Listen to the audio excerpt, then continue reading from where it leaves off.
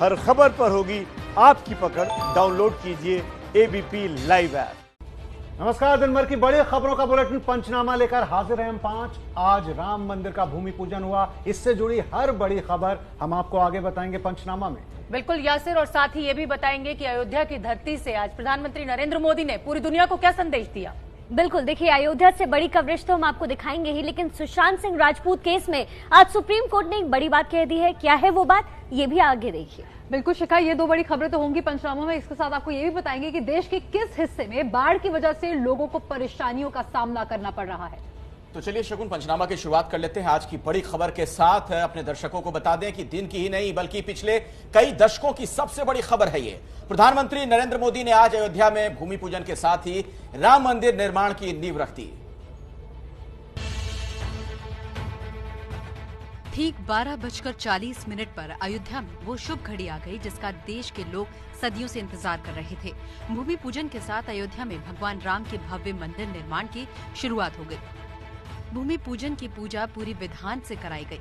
राम जन्मभूमि परिसर में बने भव्य पंडाल में पहुंचे पीएम मोदी पूजा के लिए बैठे और उनके आचमन के साथ ही पूरा पंडाल महादेव के जयकारे से गूंज उठा।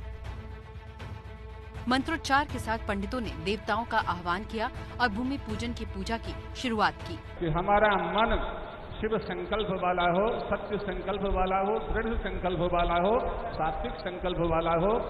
हे भगवान श्री राम, आप हमें यह शक्ति प्रदान करें। हे शिव, हमें यह शक्ति प्रदान करें। पीएम मोदी ने पूजा की सभी क्रियाओं को वैसे ही संपन्न किया जैसे कि वहां उपस्थित पंडित उन्हें बता रहे थे। इस दौरान चांदी के फावड़े और कन्नी को भी पूजा में रखकर शुद्ध किया गया और श्री राम मंदिर की 9 शिलाओं का भी पूजन हुआ।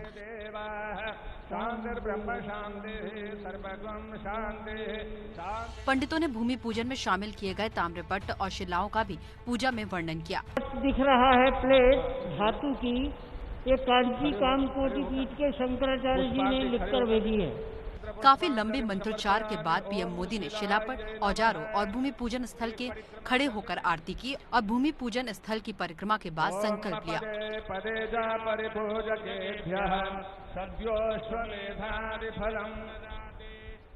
पूजा संपन्न होने पर पीएम मोदी ने भूमि पूजन स्थल को दंडवत प्रणाम किया।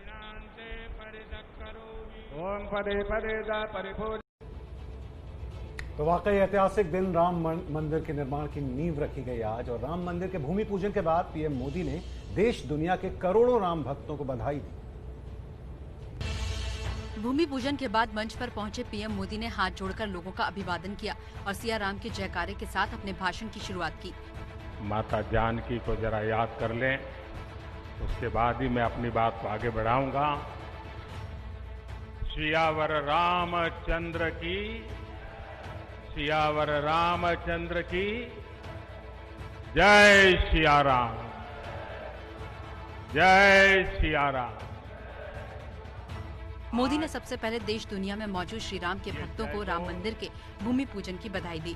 सिर्फ सिया राम की नगरी में ही नहीं सुनाई दे रहा, बल्कि इसकी गूंज पूरे विश्व भर में है। सभी देशवासियों को और विश्व भर में फैले करोड़ों करोड़ों भारत भक्तों को, राम भक्तों को आज के इस पवित्र अवसर पर कोटि कोटि बधाई। तो अयोध्या में सिया राम का जयकारा आज प्रधानमंत्री मोदी ने अपने भाषण में इस मौके को भारत के इतिहास का स्वर्णिम दिन करार दिया। भगवान भास्कर के सानिध्य में सरयू के किनारे एक स्वर्णिम अध्याय रच रहा। कन्याकुमारी से क्षीर भवानी तक, कोटेश्वर से कामाख्या तक, जगन्नाथ से केदारनाथ तक, सोमनाथ से काशी विश्वनाथ तक, समेत शिखर से श्रवण बेलगोला तक, बोध गया से सारनाथ तक, अमृतसर साहब से पटना साहिब तक, अंडमान से अजमेर तक, लक्षद्वीप से लेह तक आज पूरा भारत राममय है। और इसके साथ ही पीएम मोदी ने शास्त्रों का हवाला देते हुए श्री राम को विश्व का सबसे अच्छा शासक बताया। साथ ही राम की नीति से ही दुश्मन देशों को संदेश भी दे डाला। ये भी श्री राम की नीति है और वो क्या है? भय बिनु होई न प्रीति। इसलिए हमारा देश जितना ताकतवर होगा उतनी ही प्रीति और शांति भी बनी रहेगी। राम की यही नीति, राम की यही रीति सदियों से भारत का मार्गदर्शन करती रही है। और देखिए, अयोध्या में भूमि पूजन होते ही जश्न शुरू हो गया। अयोध्या में मौजूद हर राम भक्त की खुशी देखने लायक थी। फलम ददाति ताम सर्व पापक्षय हेतुभूतां प्रदक्षिणां ते परितः करो। भूमि पूजन का कार्यक्रम संपन्न हुआ और इसी के साथ अयोध्या में जश्न शुरू हो गया। लोगों ने इस मौके पर अयोध्या में जगह जगह मिठाइयां बांटी। रास्ते पर सुरक्षा में लगे पुलिसकर्मियों को भी प्रसाद दिया। राम मंदिर का शिलान्यास भूमि पूजन पूरा हुआ और यहाँ अयोध्या में मिठाइयां बंटने लगी। 11 किलो लड्डू अभी हम लोगों ने अपनी श्रद्धा के अनुसार ले लिया है। मोहल्ले से शुरुआत करके फिर धीरे धीरे आगे बढ़ के नया घाट तक हम लोग जाने का सोच रहे हैं। क्षण के बारे में बताइए, क्या कहेंगे उसके बारे में? ये क्षण इतना अनमोल क्षण है कि आज हमें लग रहा है कि अब हम होली और दिवाली एक साथ ही मना लें। कल रात हम लोगों को सही बताया तो नींद नहीं आई है। हम लोग को खुशी इतनी अंदर से थी कि जल्दी से हमारे आराध्य श्री राम अपने घर के अंदर विराजमान हो और संपूर्ण भारत उनका दर्शन का लाभ ले सके। और देखिए, प्रधानमंत्री मोदी ने आज सिर्फ राम मंदिर का पूजन ही नहीं किया बल्कि वो रामलला के दर्शन करने वाले देश के पहले प्रधानमंत्री भी बन गए। राम मंदिर निर्माण की शुभ घड़ी आई और मोदी रामलला के दर्शन को पहुंच गए। भगवान को सामने देखा तो मोदी का भक्ति भाव उमड़ पड़ा और वो राम के सामने साष्टांग हो गए।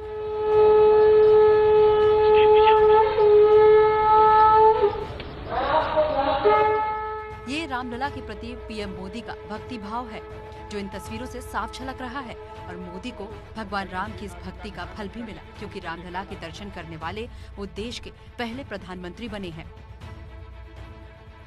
हनुमानगढ़ी से राम जन्मभूमि पहुंचे पीएम मोदी ने रामलला की पूजा की, फूल चढ़ाए और आरती भी उतारी।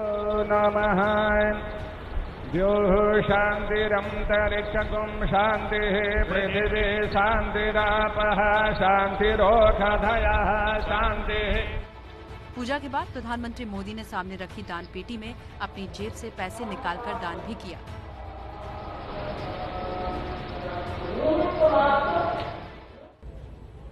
रामलला के दर्शन से पहले प्रधानमंत्री मोदी हनुमानगढ़ी पहुंचे और पूजा कर आशीर्वाद लिया।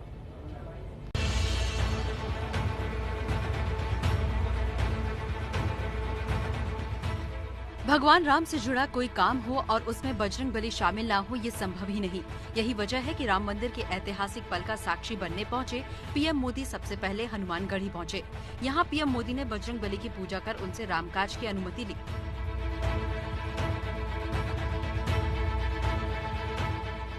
हनुमानगढ़ी में मुख्यमंत्री योगी आदित्यनाथ ने पीएम मोदी की अगवानी की और उनके साथ मंदिर के अंदर तक गए। खास बात यह है कि पीएम मोदी अपने लिए बनाए गए वीआईपी गेट की बजाय सीढ़ियों से चलकर हनुमानगढ़ी तक पहुंचे, जिसके बाद उन्होंने हनुमान जी की आरती की।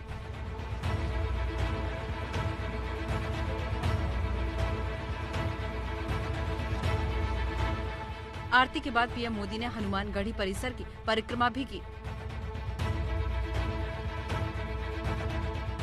इस दौरान पीएम मोदी को हनुमानगढ़ी के पुजारियों ने एक विशेष पगड़ी पहनाई। हनुमानगढ़ी में दर्शन और पूजा पाठ के बाद पीएम मोदी का काफिला राम जन्मभूमि के लिए रवाना हो गया। तो हनुमानगढ़ी में प्रधानमंत्री नरेंद्र मोदी ने पूजा पाठ की, लेकिन हम आपको बता दें कि प्रधानमंत्री मोदी के अयोध्या दौरे पर कोरोना का असर भी साफ साफ दिखाई दिया। जब प्रधानमंत्री मोदी दिल्ली से अयोध्या के लिए रवाना हुए तो उन्होंने गमछा तो ले रखा था, लेकिन उसे मुंह पर लपेटा नहीं था। लेकिन जब मोदी अयोध्या पहुंचे तो हेलीपैड पर उतरते ही सबसे पहले उन्होंने चेहरे पर मास्क लगाया और दूर से ही हाथ जोड़कर योगी आदित्यनाथ का अभिवादन स्वीकार किया। अयोध्या में मोदी सबसे पहले हनुमानगढ़ी पहुंचे। यहाँ हाथ धोने के बाद ही मोदी ने मंदिर में प्रवेश किया। यहाँ जो भी पुजारी मंदिर में मौजूद थे उन सभी का कोरोना टेस्ट कराया गया था। साथ ही पूजा पाठ के दौरान पीएम मोदी के माथे पर टीका भी नहीं लगाया गया। कोरोना के खतरे को देखते हुए भूमि पूजन के दौरान भी खास व्यवस्था की गई थी और सभी पंडितों के बीच पर्याप्त दूरी रखी गई थी। यहाँ तक कि अयोध्या में पहुँचे मेहमानों के बैठने के इंतजाम में 2 गज की दूरी के नियम का असर साफ दिखाई दिया। हर हर महादेव। और साथ ही आपको बता दें कि श्री राम मंदिर के भूमि पूजन से पहले पीएम मोदी ने पारिजात का पौधा भी लगाया। अब आपको इसका धार्मिक महत्व समझाते हैं। राम जन्मभूमि परिसर में पहुंचे पीएम मोदी सबसे पहले उस जगह गए जहां पारिजात का पौधा लगाया जाना था। यहां पीएम मोदी ने पारिजात का पौधा लगाकर उसमें पानी दिया।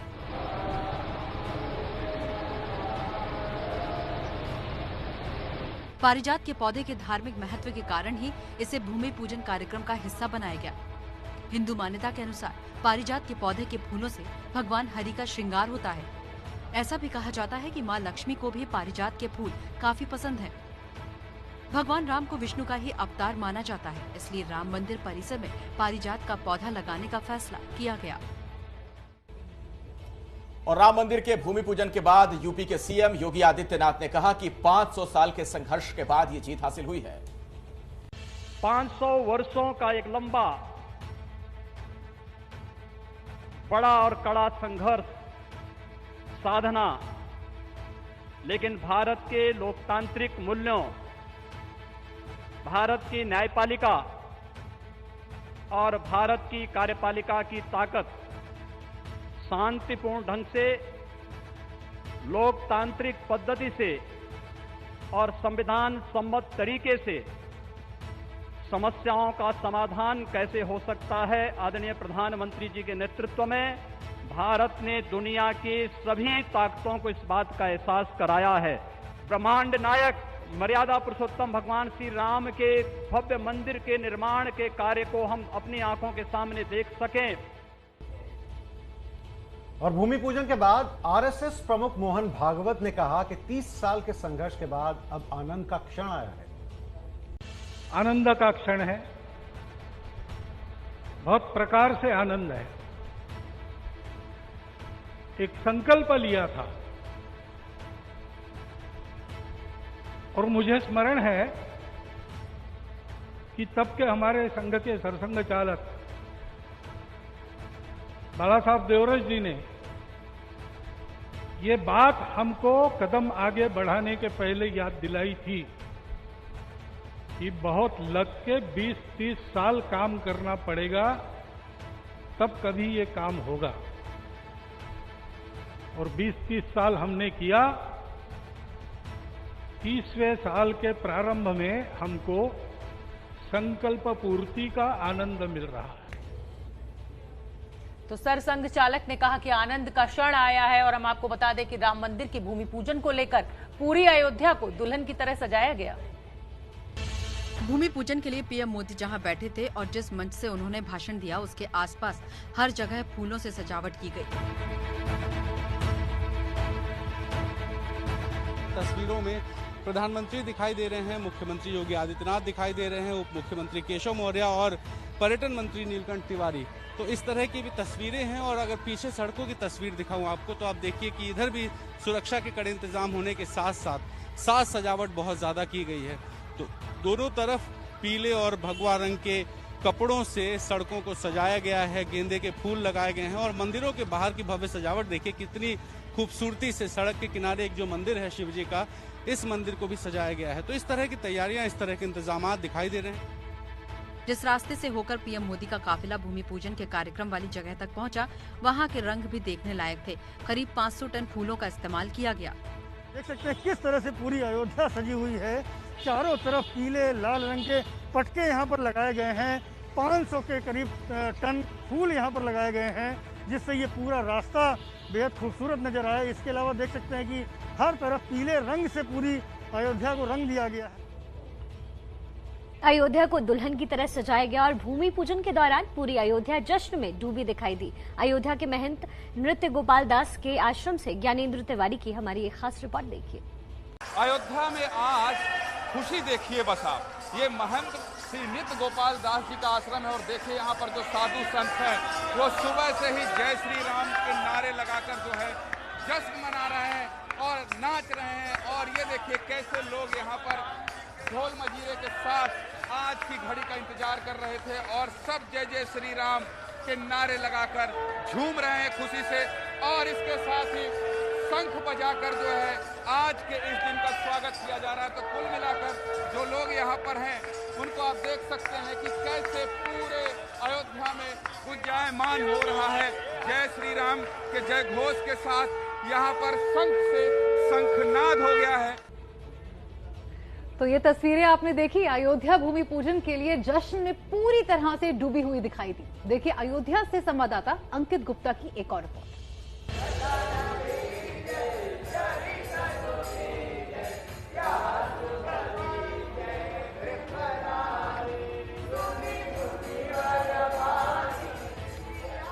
भूमि पूजन के लिए पूरी अयोध्या श्री राम के रंग में रंगी हुई दिखी। अयोध्या के मंदिरों में ऐसे ही भगवान राम का भजन कीर्तन होता रहा। जो पुजारी हैं, जो साधु संत हैं, वो मंदिरों में कुछ इस तरीके से पूजा अर्चना कर रहे हैं। ढोल यहाँ पर ढोलक भी है, मजीरा भी है, सब बज रहा है और प्रभु श्री राम की आरती चल रही है। भजन कीर्तन के अलावा अयोध्या की दीवारों पर भी भगवान राम और रामायण से जुड़े प्रसंगों को उकेरा गया। रामेश्वरम पर जब रावण से युद्ध करने के लिए जा रहे थे तो वहाँ पर शिव जी की जो पूजा अर्चना की थी वो दिखाया गया है। युद्ध के लिए जाते हुए प्रभु श्री राम, हनुमान जी जब संजीवनी लेकर के आए थे वो दिखाया गया है। कुल मिलाकर के जो ये तैयारी की गई है वो ये है कि पूरे शहर को राम के रंग में रंग दिया जाए।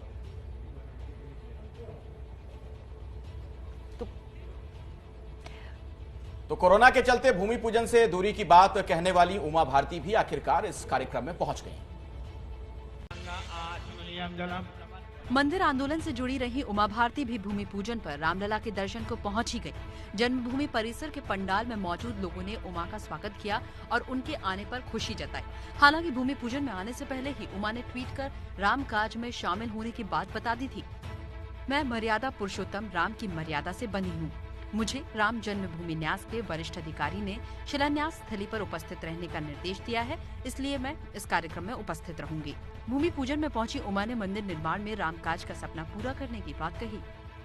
स्वयं प्रधानमंत्री जी का यही कहना है कि यह टीम इंडिया है जो देश के विकास के लिए काम करेगी और जो राम मंदिर का प्रारंभ है ये देश के विकास की एक नई आधारशिला है रामराज्य की। और राम मंदिर निर्माण का काम शुरू होने से संत समाज बेहद खुश है। संतों ने उम्मीद जताई कि मंदिर निर्माण से देश राम के पथ पर आगे बढ़ेगा। संतों की उपस्थिति में अयोध्या में राम मंदिर का भूमि पूजन हो गया। 500 साल के संघर्ष के बाद राम मंदिर का निर्माण शुरू होने को संत गौरव का क्षण बता रहे हैं। स्वामी जी ऐतिहासिक मौका है, कुछ बोल दीजिए। बस ऐतिहासिक मौका है, इसका आनंद लीजिए। राम का मंदिर भी बन रहा है और राम जैसा चरित्र राष्ट्र का बने उसके लिए अपने तन मन जीवन की आहुतियां लगा करके इस राष्ट्र को समृद्ध बनाइए। अयोध्या पहुंची साध्वी ऋतंभरा ने गीत के जरिए अपनी खुशी जाहिर की। कर शंकर इसका प्राण प्राण में गीता है, जीवन की धड़कन रामायण पग पग पर बनी पुनीता है। यदि राम नहीं है सांसों में तो जीवन का घट रीता है।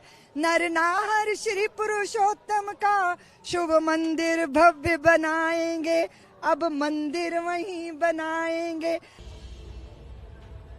तो चलिए आगे बढ़ते हैं और हम आपको बता दें कि सिर्फ अयोध्या ही नहीं बल्कि पूरा देश राम मंदिर के भूमि पूजन के जश्न में डूबा हुआ दिखाई दिया। मध्य प्रदेश के जबलपुर में जश्न में डूबे राम भक्तों ने जमकर डांस किया।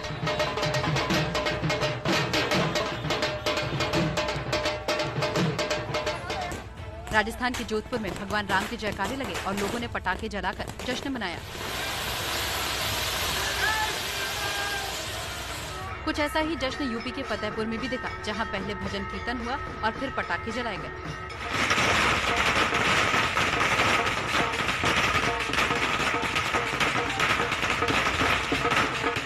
आगरा में भगवान राम की पूजा के बाद लोगों ने मिठाई बांटी।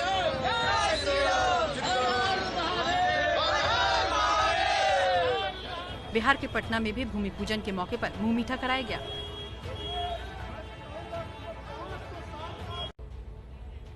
और पूरे देश के साथ साथ अयोध्या में राम मंदिर भूमि पूजन के जश्न का असर राजधानी दिल्ली में भी दिखाई दिया।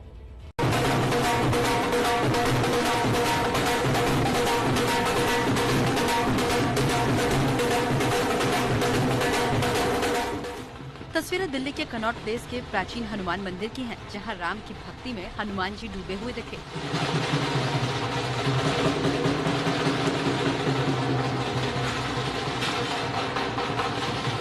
भूमि पूजन के मौके पर हनुमान मंदिर में नाटक का मंचन किया गया, जिसमें हनुमान का रोल कर रहे भक्त खुद को रोक नहीं पाए और डांस करने लगे।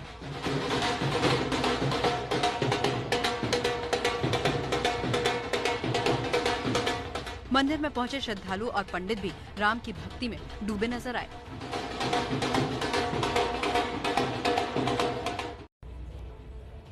तो भूमि पूजन के मौके पर क्या दिल्ली हर जगह पर आपको उत्साह देखने को मिलेगा। और देखिए, भूमि पूजन के दौरान दिल्ली बीजेपी की ओर से सभी विधानसभाओं में खास इंतजाम किए गए।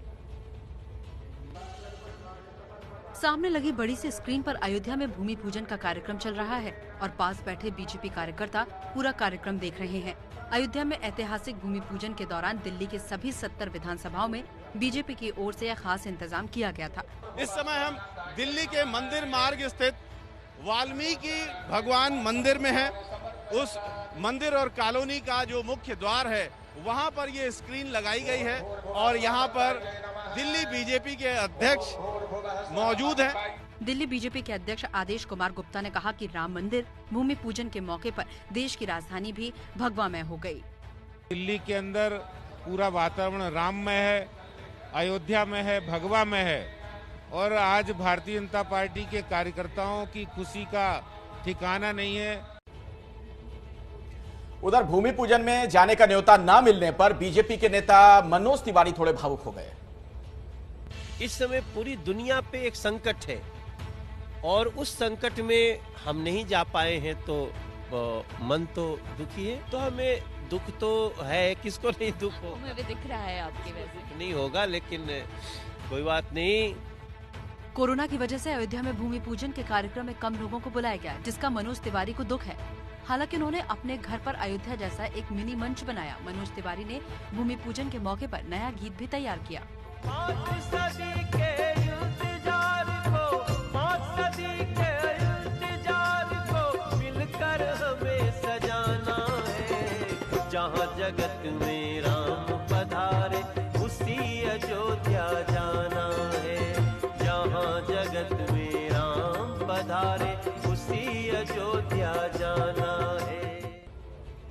तो भावुक नजर आए मनोज तिवारी। भूमि पूजन के बाद अब सबकी नजर इस बात पर टिकी है कि भव्य राम मंदिर कब तक बनकर तैयार हो जाएगा।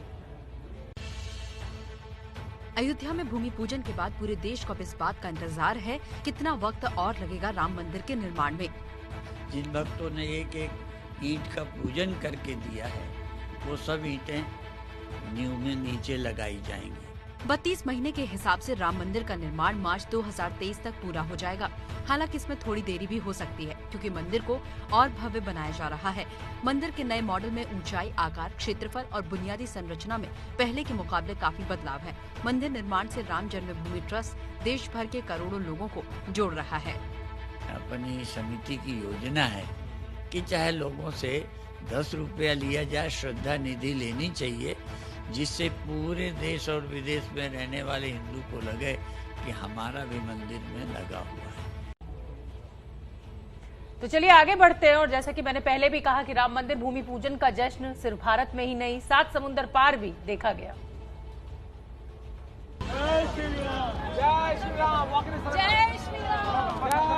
वॉशिंगटन में व्हाइट हाउस के पास जय श्री राम के नारे लग रहे हैं। भगवा कपड़ों में पहुंचे लोग राम नाम का जय घोष कर मंदिर भूमि पूजन का जश्न मना रहे हैं।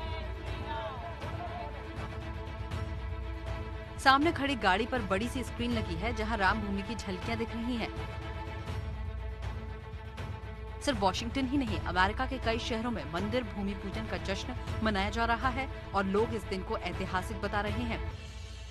492 ईयर तक हिंदू समाज लड़ता रहा, लाखों कुर्बानियां दी, उसके बाद ये खुशी का पल आया है और ये पल हिंदुस्तान के लिए नहीं, जो भी हिंदू पूरे दुनिया में रहते हैं वो हर्ष और उल्लास से है। राम मंदिर भूमि पूजन के मौके पर अमेरिका के तमाम मंदिरों में विशेष पूजा का आयोजन किया गया है। साथ ही लोग घरों में दीप भी जलाएंगे। और देखिए, आज भूमि पूजन के दिन जश्न भी मना और राजनीति भी हुई। असदुद्दीन ओवैसी ने कहा कि पीएम मोदी ने आज एक हिंदू राष्ट्र की बुनियाद अयोध्या में डाल दी है। प्रधानमंत्री बहैसियते प्राइम मिनिस्टर वहां पर गए, उनके जाने की वजह से आज का दिन हिंदुत्व की कामयाबी का दिन है, सेकुलरिज्म की शिकस्त का दिन है। बहैसियते प्रधानमंत्री नरेंद्र मोदी आज भूमि पूजन में जाकर जो उन्होंने वहां पर वो जो चांदी का पत्थर रखा, उन्होंने एक हिंदू राष्ट्र की बुनियाद आज वहां पर डाली है। तो आज का दिन सेकुलरिज्म की शिकस्त का दिन है, आज का दिन जमहूरियत की शिकस्त का दिन है और आज का दिन याद रखा जाएगा हिंदुत्व की कामयाबी के लिए। आज का दिन याद रखा जाएगा मेजॉरिटेरियनिज्म की कामयाबी के नाम से आज का दिन याद रखा जाएगा। अगली खबर का रुख करते हैं। देखिए, अयोध्या में राम मंदिर भूमि पूजन से पाकिस्तान जो है वो बौखला गया है। खुद अल्पसंख्यकों पर जुल्म ढाने वाला पाकिस्तान अब भारत को सांप्रदायिक बता रहा है। हिंदुस्तान एक रामनगर बन गया है। आज हिंदुस्तान श्री राम के हिंदू दत्त का एक मुल्क बन गया और वो सेकुलर हिंदुस्तान जिसमें आजादी और असूल और मजहबी रवादारी की बात थी, वो दम तोड़ गया है। भारत को अब राम का नगर बताते हुए इमरान के मंत्री शेख रशीद ने यह वीडियो ट्वीट किया और दलील दी कि राम मंदिर निर्माण के साथ हिंदुस्तान में सेकुलरिज्म खत्म हो गया। हिंदुवाद के नाम पर डर का प्रोपेगेंडा चलाने वाले पाकिस्तान के मंत्रियों की ये बकवास नई नहीं है। जब राम मंदिर पर सुप्रीम कोर्ट का फैसला आया था तो भी शेख रशीद ने इसी तरह का बयान दिया था। और आइए अब खबरों में आगे बढ़ते हैं। दिन की एक और बड़ी खबर आपको बता दें, सुशांत केस में रिया चक्रवर्ती की याचिका पर आज सुप्रीम कोर्ट में सुनवाई हुई। याचिका पर सुनवाई के बाद सुप्रीम कोर्ट ने सभी पक्षों से जवाब मांगा है। सुशांत केस में केंद्र सरकार की ओर से कोर्ट को बताया गया कि बिहार सरकार की सीबीआई जांच की सिफारिश को मान लिया गया है। सुनवाई के दौरान जस्टिस ऋषिकेश राय ने टिप्पणी की कि एक बेहद प्रतिभाशाली कलाकार की संदिग्ध परिस्थितियों में मौत हुई है, जिस पर हर व्यक्ति की अपनी अलग अलग राय है, लेकिन इस बात से कोई असहमत नहीं हो सकता कि सच्चाई सामने आनी चाहिए। ये उचित नहीं लगता कि एक ही मामले की जांच दो अलग राज्यों के पुलिस करें। हालांकि इसके बाद शीर्ष अदालत ने सभी पक्षों को जवाब देने के लिए 3 दिनों का वक्त दिया है। बता दें कि रिया चक्रवर्ती ने अपनी याचिका में पटना में दर्ज एफआईआर मुंबई ट्रांसफर किए जाने की मांग की है। और उधर सुशांत केस में आरोपों का सामना कर रही मुंबई पुलिस अब दिशा सालियान केस की भी जांच करेगी। दिशा सालियान के खुदकुशी के मामले को कुछ लोग सुशांत केस से जोड़कर देख रहे हैं और सोशल मीडिया पर भी लगातार इसे लेकर चर्चा हो रही है। ऐसे में अब मुंबई पुलिस ने दिशा सालियान केस की जांच का फैसला किया है। मुंबई पुलिस की ओर से कहा गया है कि जिस किसी के पास भी दिशा के केस को लेकर कोई सबूत है वो सामने आए। पुलिस ने कहा कि सिर्फ आरोप लगाने से कुछ नहीं होगा, बल्कि लोगों को सबूत साझा करने होंगे। बता दें कि सुशांत की सुसाइड करने से पहले 8 जून को उनकी सेक्रेटरी रही दिशा सालियान ने अपार्टमेंट से कूदकर आत्महत्या कर ली थी। इस घटना के हफ्ते भर के भीतर ही सुशांत ने भी सुसाइड कर लिया था। तो मुंबई पुलिस अब दिशा सालियान आत्महत्या मामले की भी जांच करेगी। पिछले दिनों सुशांत के परिवार ने व्हाट्सएप चैट जारी कर मुंबई पुलिस पर आरोप लगाए थे। अब मुंबई पुलिस की ओर से इस मामले में सफाई दी जा रही है। 19 फरवरी और 25 फरवरी को मुझे कुछ व्हाट्सएप चैट फॉरवर्ड किए गए। वो व्हाट्सएप चैट अभी मीडिया में हैं, आप लोगों ने भी पढ़े हैं। उन व्हाट्सएप चैट के बाद टेलीफोनिक कन्वर्सेशन में उनका ऐसा कहना था कि उस लड़की को पुलिस स्टेशन में बुलाया जाए और पुलिसिया तरीके से उससे डील किया जाए, जबकि मैंने अपना क्लियर कट स्टैंड लिया था कि इसमें जब तक कोई रिटर्न तकरार हमारे पास नहीं आएगी हम कोई भी एक्शन नहीं ले सकते हैं। सर, ये उन्होंने जो कहा था कि एक सैमुअल मिरांडा का जिक्र किया है कि उसे आप बुलाकर पूछताछ करें, ये किस संदर्भ में कहा था? देखिए, टेलीफोन कन्वर्सेशन नहीं थी। अगर आप वो व्हाट्सएप चैट देखेंगे तो उसमें से एक व्हाट्सएप चैट में ऐसा लिखा जा रहा है और ऐसी डिमांड की जा रही है कि मिरांडा नाम के किसी व्यक्ति को 1 दिन की पुलिस कस्टडी में रखा जाए तो he will spill the beans. बिना एफआईआर के, बिना रिटर्न कंप्लेंट के किसी व्यक्ति को कैसे पुलिस कस्टडी में रखा जा सकता है? बिल्कुल भी पॉसिबल नहीं है। और चलिए अब आगे बढ़ते हैं और अगली खबर का रुख करते हैं। जम्मू कश्मीर से अनुच्छेद 370 हटाए जाने पर काला दिवस मनाने का ऐलान करने वालों को बीजेपी की एक महिला नेता ने करारा जवाब दिया है। श्रीनगर के लाल चौक से आई तस्वीरें उन अलगाववादियों को कड़ा संदेश है कि अब कश्मीर उनके नापाक मंसूबों को पूरी तरह से नकार चुका है। अनुच्छेद 370 हटाए जाने पर जब आज देश विरोधी ताकतों ने घाटी में काला दिवस मनाने का ऐलान किया तो जवाब में बीजेपी की महिला नेता रुमेसा तिरंगा लेकर लाल चौक पहुंची और वहां उसे फहरा दिया। रुमेसा 370 हटाए जाने को जम्मू कश्मीर के विकास के लिए सबसे बड़ा कदम बता रही है। दफा 370 की मनसूखी के बाद रियासती बेटियों को अपना हक दिया गया, जबकि बेरोजगारी, तालीम व तरक्की के रास्ते खोले गए। लाल चौक पर तिरंगा फहराने के बाद रुमेसा ने वहां तैनात जवानों को मिठाइयां भी बांटी। चलिए पंचनामा में आगे बढ़ते हैं और बात करते हैं बाढ़ और बारिश की। मुंबई में आज भी तेज बारिश की वजह से कई इलाकों में पानी भर गया, जिससे लोगों को दिक्कतों का सामना करना पड़ा। ये मुंबई के मीरा रोड की तस्वीरें हैं, जहां कुछ घंटे की बारिश में गाड़ियां पानी में डूबी हुई नजर आईं। कुछ ऐसा ही नायगांव इलाके में भी था, जहां हाईवे पर जल जमाव की वजह से ट्रैफिक जाम हो गया। अब अंधेरी सबवे की तस्वीरें देखिए, जहां घुटनों तक पानी भर गया, जिसके बाद सबवे को ही बंद करना पड़ा। सायन इलाके में भी पानी भरने से लोगों को दिक्कतों का सामना करना पड़ा। बीएमसी ने इस साल ड्रेनेज के लिए 912 करोड़ का बजट रखा है, लेकिन नालों की सफाई सही से नहीं हुई। तभी तो पिछले 2 दिन से मुंबई जल भराव की समस्या से जूझ रही है। तो बीएमसी के इंतजामों की एक बार फिर से कलई खुल चुकी है। उधर मुंबई से सटे पालघर में बारिश आज भी लोगों के लिए मुसीबत बनी रही। पानी रेलवे ट्रैक को पार के लिए बेताब दिख रहा है। तस्वीरें मुंबई से 70 किलोमीटर दूर महाराष्ट्र के पालघर की हैं।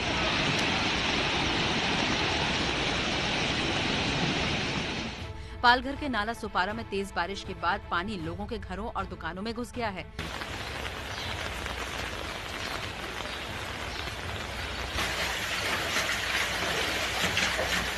घुटने भर पानी से गुजरकर लोग दफ्तर और काम पर जाने के लिए मजबूर हैं। पानी इतना ज्यादा है कि सड़क पर कई गाड़ियां खराब हो गई हैं और रास्ते पर खड़ी हैं। और मुंबई से आपको लेकर चलते हैं सीधे बिहार, जहां के दरभंगा में बाढ़ का पानी शहर में पहुंच गया है। आलम यह है कि शहर के रास्तों पर अब नाव चल रही है। नदियों का किनारा पार कर आई बाढ़ गांवों के बाद अब दरभंगा शहर के लोगों को भी दर्द दे रही है। पूरे शहर में पानी भर गया है और लोग घुटनों तक पानी के बीच कहीं भी आने जाने को मजबूर हैं। तस्वीरें देखिए, घर हो या दुकान, कोई भी ऐसी जगह नहीं है जहां जल के इस प्रलय की मार न पड़ी हो।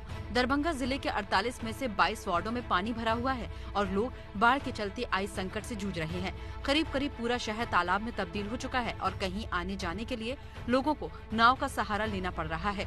इस मुश्किल के बीच बाढ़ का पानी तेजी से बढ़ता जा रहा है, लेकिन लोगों का कहना है कि अगर प्रशासन की ओर से जल्द मदद के उपाय न किए गए तो खाने और पीने के पानी तक का संकट पैदा हो जाएगा। तो चलिए आगे बढ़ते हैं। बिहार के बाद अब बात उत्तर प्रदेश की कर लेते हैं। उत्तर प्रदेश में घाघरा नदी खतरे के निशान से ऊपर बह रही है। नदी का रिंग बांध टूट गया है, जिसके बाद कई गांवों में पानी घुस गया है। गर्दन तक पानी में 2 आदमी जान जोखिम में डालकर नदी को पार कर रहे हैं। तस्वीरें यूपी के आजमगढ़ की हैं, जहां घाघरा नदी खतरे के निशान से ऊपर बह रही है। घाघरा नदी का रिंग बांध टूट गया है, जिससे आसपास के गांव में बाढ़ का पानी घुस गया है।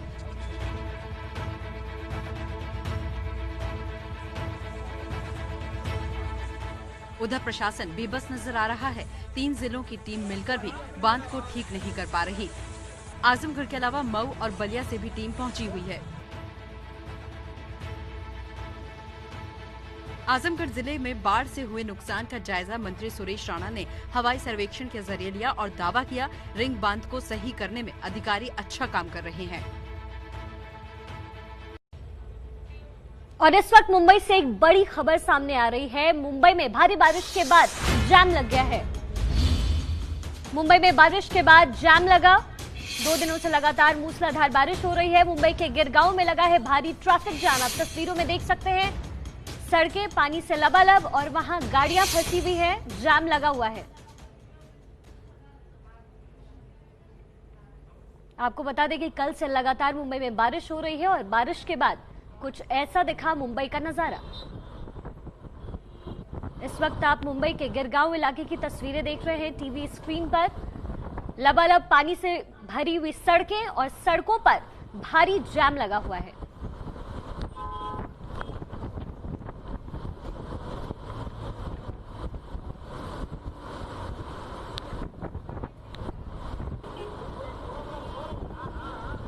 आपको बता दें कि कल से ही मुंबई में लगातार बारिश हो रही है, जिसके बाद मुंबई के कई इलाकों में जाम लगा है। और इस वक्त आप गिरगांव का ये इलाका देख रहे हैं, जहां सड़कों पर पानी है, जल भराव है और लगातार गाड़ियों को आने जाने में दिक्कत हो रही है और इसी वजह से वहां भारी ट्रैफिक जाम लग गया है।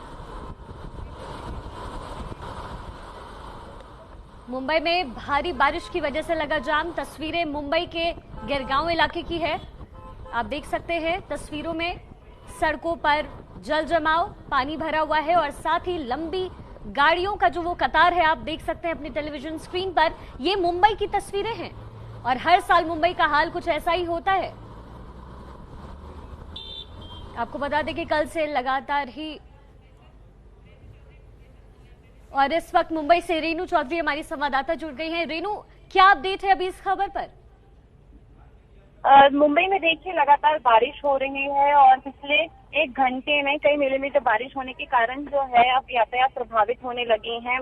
अगर हम वेस्टर्न रेलवे की बात करें या सेंट्रल रेलवे की बात करें तो वहां पर कई जगहों पर ट्रैक्स पर पानी भरने की भी जो हालत है वो हो गई है और ट्रैक के किनारे मौजूद जो पेड़ हैं वो भी जगह जगह गिर रहे हैं। तो ऐसे में कई जगहों पर एहतियातन सावधानी बरतते द्वारा सेंट्रल रेलवे और वेस्टर्न रेलवे द्वारा भी अब सूचना जारी की गई है। वही अगर हम गिरगांव इलाके की बात करें तो वहां पर ट्रैफिक भी जो ज्यादा है वो ट्रैफिक की स्थिति उत्पन्न हुई है। तो बारिश के चलते मुंबई में हालात थोड़े बिगड़ने लगे हैं, जल जमाव की भी स्थिति पैदा हो रही है। अभी का हम लेटेस्ट अपडेट अगर बता दें तो वेस्टर्न रेलवे द्वारा जो चर्चगेट से लेकर मुंबई सेंट्रल तक का जो वेस्टर्न रेलवे का रूट है वहां की सेवाएं बंद की गई हैं, क्योंकि बारिश के चलते जो ट्रैक के किनारे पेड़ मौजूद हैं उनकी गिरने की संभावना हो सकती है। तो मुंबई सेंट्रल से लेकर अंधेरी तक का जो वेस्टर्न रेलवे की ट्रेन सेवाएं हैं वो डाइवर्ट की गई हैं और अभी जो फिलहाल मुंबई में बारिश के चलते कई जगह जल जमाव की स्थिति भी उत्पन्न हो रही है और ट्रैफिक भी डाइवर्ट किए गए हैं। चलिए, शुक्रिया जानकारी देने के लिए। गिरगांव का आपने हाल देखा, अब आपको कुर्ला का हाल दिखाते हैं। मुंबई के कुर्ला में क्या है इस वक्त का हाल, हमारे संवाददाता की रिपोर्ट देखिए। बुधवार की दोपहर से मुंबई में फिर एक बार बारिश ने जोर पकड़ लिया है और जो निचले इलाके हैं वहां पर पानी भरता नजर आ रहा है। मैं इस वक्त कुर्ला पूर्व इलाके में मौजूद हूं, जो सड़क हाईवे से कुर्ला स्टेशन की ओर जाती है और हम यहां पर देख सकते हैं कि सड़कों के दोनों तरफ पानी भर चुका है। पूरी सड़क को एक नदी का रूप यहाँ पर मिल गया है। हम यहाँ पर देख सकते हैं कि सड़क के किनारे जो दुकानें हैं उस दुकानों में भी अब पानी आहिस्ता आहिस्ता भरता नजर आ रहा है। हमारे साथ यहाँ पर कुछ स्थानीय दुकानदार हैं, उनसे बातचीत करके जानते हैं। सर, यहाँ पे आइए, आप क्या बताएंगे किस तरह यहाँ पर हर बारिश में हाल होता है? मेरा नाम ऐसे होता है। एक मिनट आप बोलिए। मेरा नाम कांति गड्ढा है। यहाँ पे मेरा शॉप है किड्स कैम्प करके। ये जब देख रहे हो ये हर साल का पोजीशन है, ये हर साल का पोजीशन है, कोई ये नया बात नहीं है। अगर उनको सबको पता है कि हर साल ये पोजीशन है तो काम क्यों नहीं होता है? अगर बीएमसी इतना पैसा पास करती है तो पैसा जाता किधर है? अब उनको बुला के यहाँ पे उनको पूछना चाहिए पब्लिक को। जब तक पब्लिक नहीं कुछ करेगा तब तक कुछ भी नहीं होने वाला है। एवरी ईयर का तकरीब है, सब एवरी ईयर। तो हर साल यही माहौल है यहाँ पर, स्थानीय लोगों का ये कहना है। और स्थानीय प्रशासन जो है बीएमसी को, यहाँ पर लोग जो हैं वो कोस रहे हैं कि बीएमसी काम नहीं करती और हर साल बारिश के मौसम में इस इलाके में यही नज़ारा देखने को मिलता है। कैमरामैन अनूप रस्तोगी के साथ अमेय राणे, एबीपी न्यूज, मुंबई। तो साल दर साल वक्त गुजरता जाता है लेकिन हालात नहीं बदलते मुंबई में। बात अब कोरोना की कर लेते हैं। देश में कोरोना के संक्रमण की रफ्तार थम नहीं रही। कोरोना मरीजों की संख्या 19 लाख के पार पहुंच चुकी है। पिछले 24 घंटे में देश में 52,509 नए कोरोना मरीज सामने आए हैं, जिसके बाद देश में कोरोना संक्रमितों की कुल संख्या 19,08,254 पहुंच गई।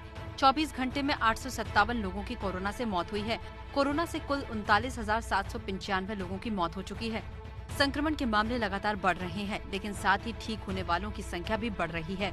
कोरोना से अब तक करीब 13 लाख मरीज ठीक भी हो चुके हैं, जिसकी वजह से रिकवरी रेट 67% से ज्यादा हो गई है। ज्यादा मामले आने के पीछे की एक बड़ी वजह ज्यादा टेस्टिंग भी मानी जा रही है। अब एक दिन में 6 लाख से ज्यादा लोगों का कोरोना टेस्ट हो रहा है। 4 अगस्त तक कुल 2,14,84,402 लोगों के टेस्ट हो चुके हैं। और उत्तर प्रदेश में भी कोरोना वीआईपी लोगों को भी चपेट में ले रहा है। एक और मंत्री कोरोना संक्रमित हो गए। योगी सरकार में कानून मंत्री ब्रजेश पाठक कोरोना पॉजिटिव हुए। वो इस वक्त अपने घर पर ही क्वारंटीन है। मंत्री ब्रजेश पाठक की पत्नी पहले से ही कोरोना पॉजिटिव हैं। रिपोर्ट पॉजिटिव आने पर ब्रजेश पाठक ने खुद ट्वीट कर इसकी जानकारी दी। उन्होंने लिखा, कोरोना के प्रारंभिक लक्षण लगने पर डॉक्टरों की सलाह पर कराई गई कोविड-19 की जांच में मेरी रिपोर्ट पॉजिटिव आई है। पिछले दिनों मेरे संपर्क में आने वाले लोगों से अनुरोध है, कृपया कर सरकार द्वारा निर्धारित कोविड-19 की गाइडलाइंस के अनुसार स्वयं को क्वारंटाइन कर जांच कराने का कष्ट करें।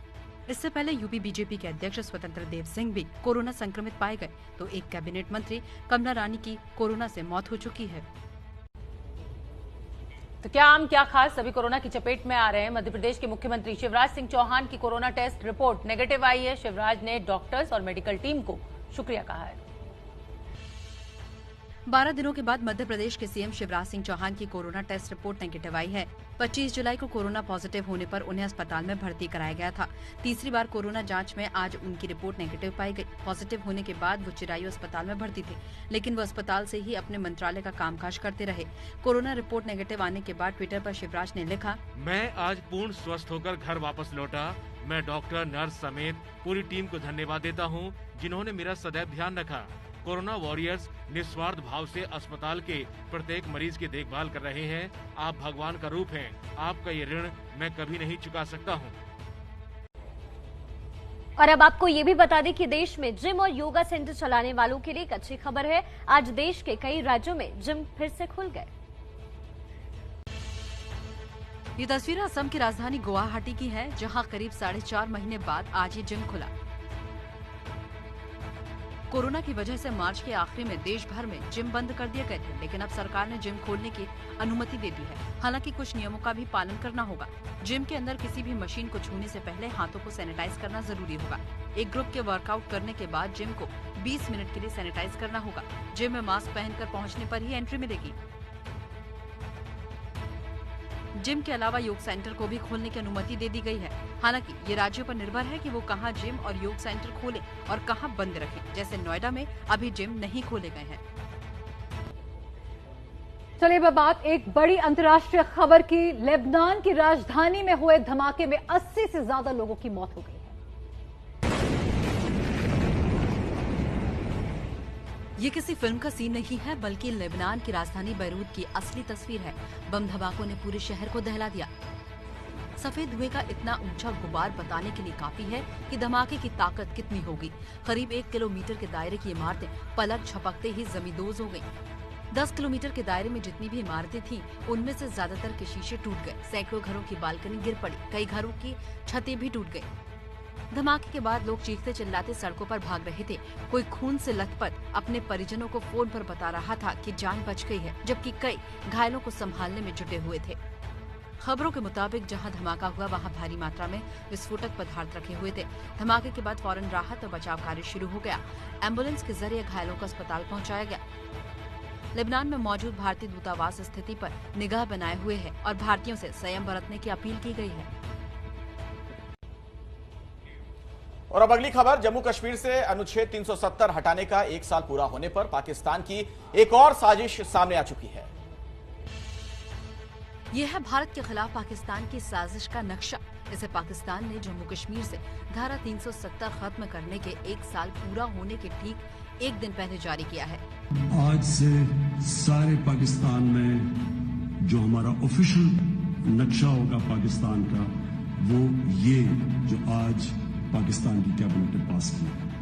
इस पर भारत ने तीखी प्रतिक्रिया जाहिर की है। भारत ने बयान जारी कर कहा है कि हमने पाकिस्तान का एक तथाकथित राजनीतिक नक्शा देखा है, जिसे प्रधानमंत्री इमरान खान ने जारी किया है। ये राजनीतिक मूर्खता का काम है, जिसमें भारत के राज्य गुजरात और केंद्र शासित प्रदेश जम्मू कश्मीर और लद्दाख पर वेतो का दावा किया गया है। इन मूर्खतापूर्ण बातों की न तो कोई कानूनी वैधता है और न ही अंतर्राष्ट्रीय विश्वसनीयता। वास्तव में ये नया प्रयास केवल यही पुष्टि करता है कि पाकिस्तान सीमा पार से आतंकवाद के जरिए हमारे क्षेत्र को हासिल करने के लिए व्याकुल है। और इसी समय एक बेहद शानदार तस्वीर आई है जिसे आपको देखना चाहिए। देखिए, पंचनामा में हमने आपको भूमि पूजन से जुड़ी सारी खबरें दिखाई। अब ये तस्वीर देखिए, पीएम मोदी की मां हीराबेन की। पीएम की मां हीराबेन ने राम मंदिर भूमि पूजन का कार्यक्रम टीवी पर देखा। बेहद खास तस्वीर, इस वक्त की सबसे सुंदर तस्वीर आप देख रहे हैं। पीएम मोदी की मां हीराबेन भूमि पूजन का कार्यक्रम लाइव देखते हुए। एक तरफ बेटे भूमि पूजन करके इतिहास बना रहे हैं और उनकी मां टीवी पर लाइव प्रसारण देख रही है। चलिए पंचनामा में रुकेंगे थोड़ी देर के लिए, कहीं जाइएगा मत, देखते रहिए एबीपी न्यूज। एबीपी न्यूज आपको रखे आगे।